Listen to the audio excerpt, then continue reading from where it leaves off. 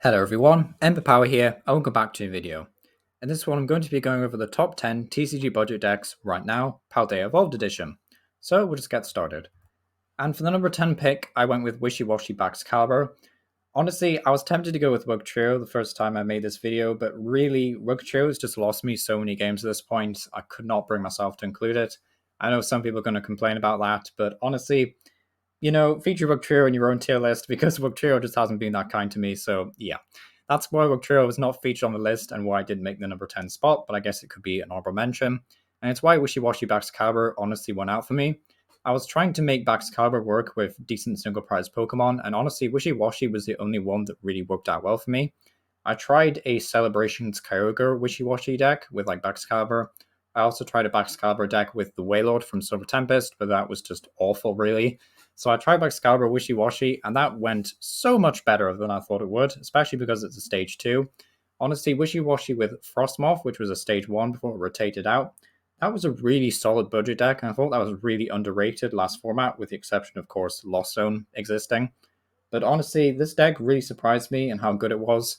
It does have some stage 2 problems, but honestly, I've probably got to explain actually what Wishiwashi does in case, you've just joined in the Scarlet and Violet era and you haven't seen the card in the Sword and Shield era.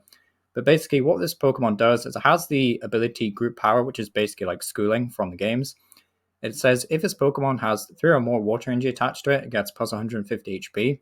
And 108 HP for a single prize basic is, of course, like Regigigas level. Like, we're talking big boys here. So, Wishiwashi, pretty tanky. Then it has the attack Schooling Shot that does 30 damage for 2 Colorless Energy and 30 more for each basic energy attached to Wishiwashi. So, really strong and definitely a very viable attacker with Baxcallibur, which allows you to accelerate any amount of water energy that you need. We can also retrieve energy with stuff like Superior Energy Retrieval, and we also have alternate attackers like Radiant Greninja and Kyogre, as well as Basculin, which is a really solid finisher. So the deck has a lot of sniping capabilities as well. Is the deck amazing though? Is probably what you want to hear. Is it great? Is it this? Is it that? Honestly, I think this deck is great, but only when it sets up, of course, because it is kind of awkward to get this deck going a bit. It is a bit flippant. I tried to play 4 rare candies and just found the deck was a bit too inconsistent because you don't need Baxcallibur to attack with, you just need to sit on the bench. So it's not the best single prize budget deck, and that's kind of like why it's so low on this list in 10th spot, but still not the best, not the worst either, and certainly a lot of fun if you're a fan of these sorts of decks.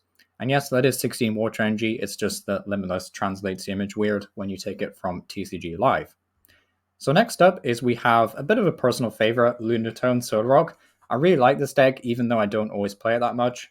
I do think it's really cool. It can set up really fast. Lunatone, of course, having the attack Moon Kinesis that does 30 damage and 30 more for each Psychic Energy touches Pokemon. And then Zorobox says, once in your turn, you may attach a Psychic Energy card from your discard pile to one of your Lunatones. So the whole idea here is that we discard a bunch of Psychic Energy using stuff like Pokestop, Trekking Shoes, as well as, Ultra Ball if you really want to play that. And, Radiant Greninja and Serena are like really decent options for discarding energy. Then we just want to bench a couple of Zorobox and just accelerate a load of energy. Really fun, straightforward, simple deck to play. It looks kind of more complicated than it is because all we're really trying to do is just discard energy, get Pokemon into play, and hit big damage. The deck isn't as good as it was pre-rotation, I would say, and that's kind of like why it's low on this list again, because honestly, losing Scoop of Net just means you can't really chain loads of Zorobox in a turn, and that's kind of unfortunate, but honestly, still think the deck is really strong. Also a point I was going to make with Radiant Greninja in the previous deck is that this Radiant isn't like super required for all these decks to make them work, it's just really, really good and helps them a lot, so don't worry so much about not getting Radiant Greninja if, it's too expensive for your local league or whatever, so, do bear that in mind as well, but it is like a free card, I'm pretty sure, on TCG Live, so yeah, TCG Live just makes everything easy to craft, which is great, but IRL things can be a pain to acquire. But still, a pretty solid deck, just of course, not the best. Next up though is we have Dondozo Tatsuguri.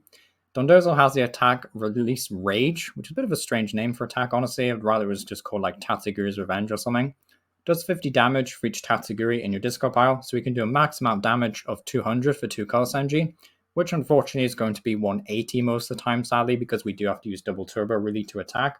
So that's kind of unfortunate. We do play 2 Raihan though, so if you want to try and use those to accelerate basic fire energy from the discard pile, we could theoretically hit a max amount of damage of 200 with Dondozo, or 230 with Defiance Band. Defiance Band is also really nice with Rain Charizard because it means we can go from doing 250 to 280.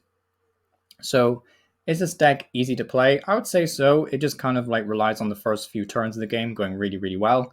I found that if this deck like struggles to get into the game turn 2, turn 3, I would say, then you're probably not going to make a comeback, and Dondozo will struggle a bit. You do have Radiant Charizard, which can be amazing in the late game, but unfortunately that probably won't be enough to win you games, sadly. Against stuff like Mew, maybe it will be, because, you can hit the weakness on Genesect and, target those down with Serena, which is great. But honestly, aside from that, I think this deck does struggle a bit if you don't get set up, and that's why I was a bit hesitant, I guess, to put it higher on the list. You could, of course, run the new stuff like Bravery Charm that increases your HP by plus 50, which is pretty huge for this deck. It does mean Dondozo is certainly not fragile and won't get one killed by an Arceus, which is pretty big. But honestly, I don't think this deck is super, super great. It's not like the easiest deck to play mid to late game, and of course, it's not like super consistent sometimes, so it's a bit flippant. I don't know how to feel about Dondozo, honestly. I wish it was a bit better because it's super cool Pokemon, but honestly, not the greatest deck. It's certainly not the cheapest, really, but yeah, still a pretty solid budget deck if you're looking for something different to try out. Next up is we have Snorlax Cherrim. Probably one of the easier decks to play on this list, to be honest. I really like Snorlax Cherrim. Snorlax has the attack Thumping Snore that does 180 damage for 3 colors, but it puts itself to sleep, which is really annoying. But basically, if we think Snorlax will get killed because, 150 HP is really fragile, we can improve this with Bravery Charm to get it up to 200, which is massive, big chunky boy. But if, our opponent KOs it, that's, no big deal, we just attack with another Snorlax. But if our opponent doesn't KO it, we do have Therapeutic Energy to remove the sleep condition, which is really nice. So it basically means that we have a lot of choice with how we attack with the deck. And it also means that the deck is just decent, like it's good to attack with. We have multiple Snorlaxes, we just get going and we attack. Only having 4 attackers is a bit of a pain. It means we're just relying exclusively on them, so we have to rely on Clara as well to get those Pokemon back. So the deck can get a little bit awkward, but it's honestly really solid, and I would definitely recommend this deck. If you're just looking for something simple, or you're trying to get a beginner into the TCG, I would definitely recommend this deck. It's a lot more beginner friendly than a lot of the other decks we'll look at today. Stuff like Regigigas and the Dark Monkey Giraffe. As much as I like those decks, as well as like Rapid Strike Malamar, I guess, they aren't really beginner friendly. Like, they're great budget decks, don't get me wrong.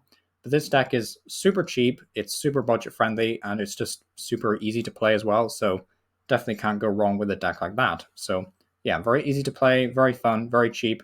Just not the best. Does struggle a bit against Lost Zone because Charm is so fragile and it's a core piece of the deck. You can't really avoid not benching it down. So that's kind of what I would determine as a core piece. You can't really go a game where you just attach basic energies to Snorlax. It just doesn't work like that, unfortunately. So yeah, Lost Zone, bit of a terrible matchup for this deck, sadly, despite Snorlax being quite tanky. But aside from that, pretty strong deck overall. Next up is we have Giraffe, the Dark Monkey, I'm just going to call it the Monkey, okay? This Monkey deck, super fun. I honestly thought this deck would be a lot worse than it ended up being. But basically, he has the attack Colorful Graffiti for a single Dark Energy, does 40 damage times the number of unique energy that you discard from your hand. Which is kind of awkward because it costs 1 Dark Energy already, so we have to play at least 3 or 4 basic Dark Energy. I kind of tossed between 3 or 4. I was playing 5 at one point, and that ended up being way too many because there's just no real room in the deck to actually play supporters and trainers. So the deck does get a little bit awkward, but you thankfully have stuff like Lady to find your not Pokemon energy, and then you have like Curler and Glade to get set up properly. So the deck is pretty straightforward. The engine is pretty simple to get used to. Of course, like, you will have to be careful with, energy counts and stuff. So, discarding stuff like energy retrieval and superior energy retrieval with, like Ultra Ball, if you would end up playing that eventually, or Curlias with trade, then that does get a little bit annoying. And, Radiant Greninja will also discard energy despite drawing you more cards. So there is some problems with the deck, and overall it is a very fragile deck. Like, you will just get bullied by Lost Zone. But Giraffe does hit weakness on Gardevoir and Mew VMAX, which is honestly the biggest appeal for this deck for me, honestly. Just being able to like hit massive weakness on those decks. You could in theory hit weakness on grass decks as well by running 1 copy of Radiant Charizard, because you do run 1 copy of basic Fire Energy. But is that deck, is that card rather, is it worth taking in?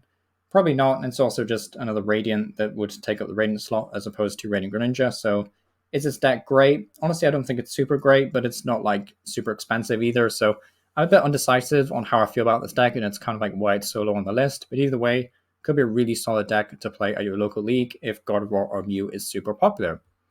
Next up though is we've got Lucario Gardevoir. This deck really surprised me in how good it was, so much so that I haven't changed it since I crafted it basically in Scarlet and Violet.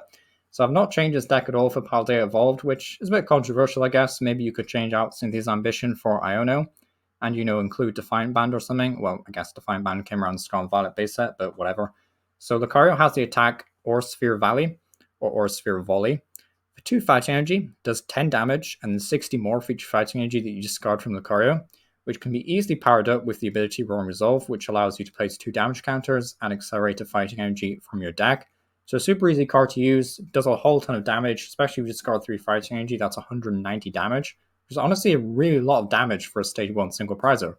Then we also have Curlier to draw more cards, as well as the Gardevoir as well, which can be a little bit more expensive IRL admittedly because Gardevoir EX is so popular, but if you're playing online, this card is obviously pretty easy to get a hold of because you can just craft them. But yeah, the Gardevoir really good for drawing cards as well as accelerating energy from the top of your deck. So you can do these like massive KOs out of nowhere or just draw more cards at least. The deck also has access to a Galarian Moltres, which is honestly really strong. I really like Galarian Moltres in this format. I think it's pretty underrated. Does a lot of damage, especially versus stuff like Mew VMAX and Gardevoir, which are weak to it. So kind of funny that you play a Gardevoir line, but you also hit weakness on Gardevoir EX. Pretty helpful. So you have those options, which is really nice. Also means you don't have to worry about Radiant Charizard. This is like one of those rare decks where I feel like running Radiant Charizard teched in doesn't really make a lot of sense because by the time you want to really use Radiant Charizard, you can probably just use more Lucario, I should say.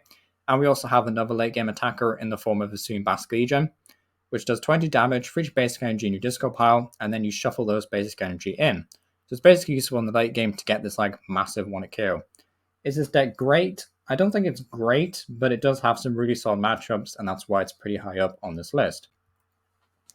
Next up is we have a bit more of a complicated deck to play. That's going to be Rapid Strike Malamar that does 40 damage for each Rapid Strike card that you shuffle in from your hand back into your deck. Would I recommend this for a beginner? Probably not, to be honest. I think this deck is a bit too hard to play for your average beginner player, especially for the younger players. But as for like a deck that you could pick up and then keep going with for a long period of time, I think this deck is really solid. It's not like the easiest deck to play by any means, but it's pretty cheap. It's cheaper than most of the decks on this list because we are playing like the Curler engine, which is kind of expensive, but Octillery is very cheap because Octillery doesn't really see any play anymore. Rapid Strike Malamar is of course really cheap. Manaphy is cheap. Drapion V is like whatever. You could swap this out for like a Spiritomb if you really wanted to. Honestly, Drapion V is a nice inclusion and should help with Mew VMAX. But either way, this deck is kind of like sort of hard to play. I never really got the hang of this deck, to be honest. It is a lot of fun and you can get some really cool matches, but honestly, the deck's lists that I found like most successful with this one were just like the really weird ones, playing like 3 or 4 Sobble, 1 or 2 Drizzile. If like you're familiar with those Pokemon if you played before rotation. So yeah, this deck is pretty strange. It is kind of hard to play and I wouldn't really recommend it on a beginner level. But, for a more experienced player maybe, and for, someone looking to get back into the TCG, then you'd probably be fine with this deck. So, pretty cool deck, very creative, just, not very beginner friendly, I would say. But still a cool budget deck. Next up is Regigigas. Oh, how the mighty have fallen, and it is sad. So, if you don't know what Regigigas does, you weren't, around for last format. Basically, Regigigas, I think at one point was considered a top 10 deck, undisputed. And basically what it does is if you have all the other Regis on your bench, what you can do is accelerate up to 3 energy cards from your discard pile to one of your Pokemon. Now this was a really, really strong ability because we had Aurora Energy last format, which if you weren't playing in the Sword and Shield era, basically what Aurora Energy allowed you to do was pay for any attack cost, but only 1 energy at a time, and you had to discard a card from your hand. So fantastic synergy with Regigigas, but unfortunately when that rotated out, we got a replacement in the form of Luminous Energy, and why that's a bad thing is that Luminous Energy basically says you can't have any other special energy attached to that Pokemon while you've got Luminous Energy attached to it. So it means that if we have Luminous, we can't have more than 1 Luminous, and it's kind of like why this deck is a bit weaker than it was pre-rotation. It's not significantly worse, but it is a bit weaker. It's still got some great attacking options, like Regidrago still does a lot of damage, Regirock can still hit decent weakness against Arceus. We've even got like Registeel against Chien-Pao now, which is great. Regigigas can still do 300 damage versus VMAX, 330 if you want to play Defiant Band in the deck, which is kind of cool. We even got Regieleki to do 120 or 240 against something like a Lugia. Honestly, you could probably play like Choice Spell, I guess, to one kill Lugias, but Lugia isn't as popular as it was pre-rotation, so it's understandable why, players would start to cut Choice Spell, and it's why I cut Choice Spell in this list and focused more on playing like Iono, Path to the Peak. And guess, is this deck like super beginner friendly? Maybe, to be honest. I think this deck is pretty beginner friendly.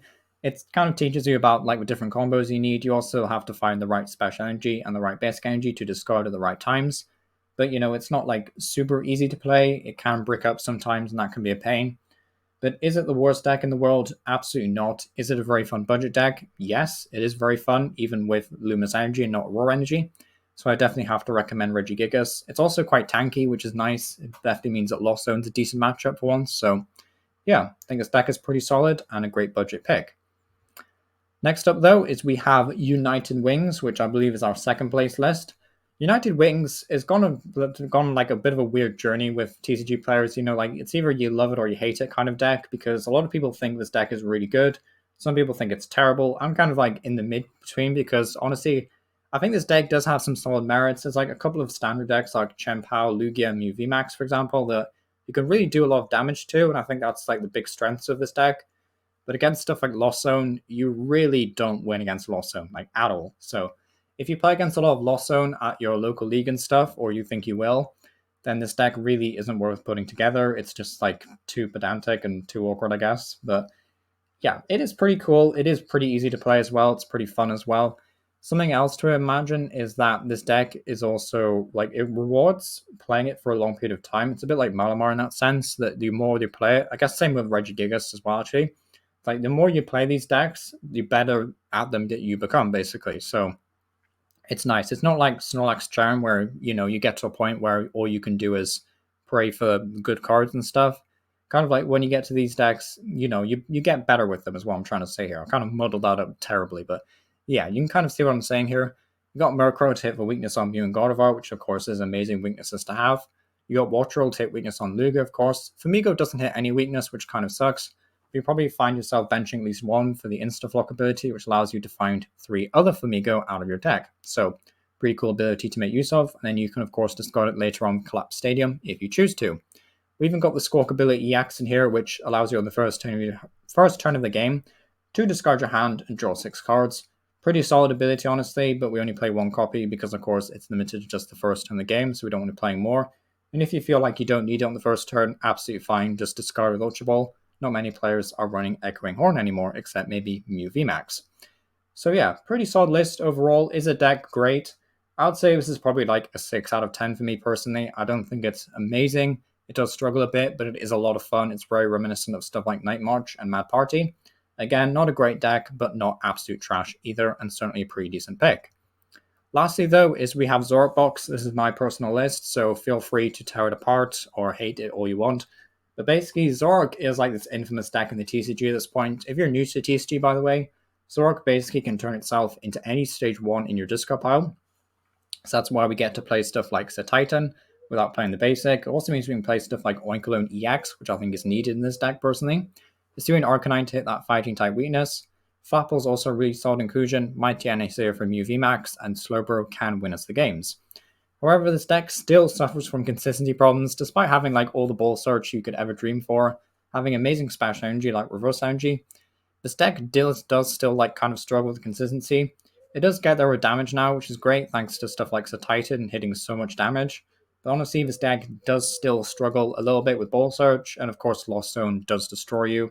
Honestly, Lost Zone destroys every single prize deck except Regigigas. Bit of a shame really, but not much you can do about it, and Zoroark is still the best single prize deck until something better theoretically comes along. What that deck will be, I don't know, but maybe we'll see a better single prize deck revealed in Obsidian Flames.